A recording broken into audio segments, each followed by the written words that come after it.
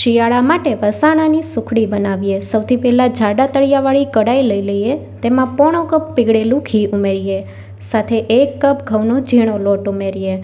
લોટને ઘીમાં મિક્સ કરી લઈએ। ગેસની ફ્લેમ ધીમી રાખવાની છે।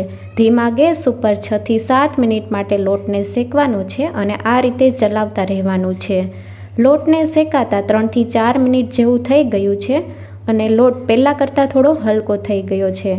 લોટ બદામી કલરનો થાય ત્યાં સુધી લોટને શેકવાનો છે।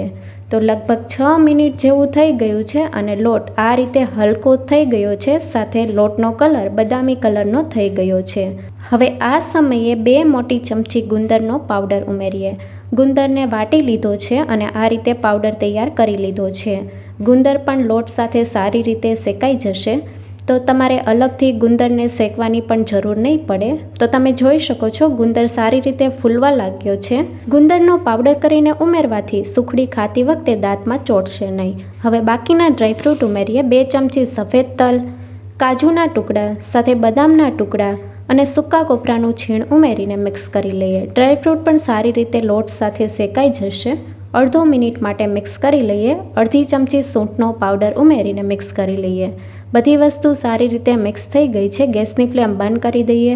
પેનને નીચે ઉતારી લઈએ અને થોડી વાર માટે ચલાવતા રહેવાનું છે। પછી અડધો કપ ગોળ ઉમેરીને મિક્સ કરી લઈએ। લોટ ગરમ હોવાના લીધે ગોળ સારી રીતે પીગળી ગયો છે। સુખડી માટેનું મિશ્રણ રેડી છે। ટ્રેમાં ઘી લગાવીને ગ્રીસ કરી લઈએ। સુખડીનું મિશ્રણ ઉમેરીએ અને સારી રીતે સ્મૂથ કરી લઈએ।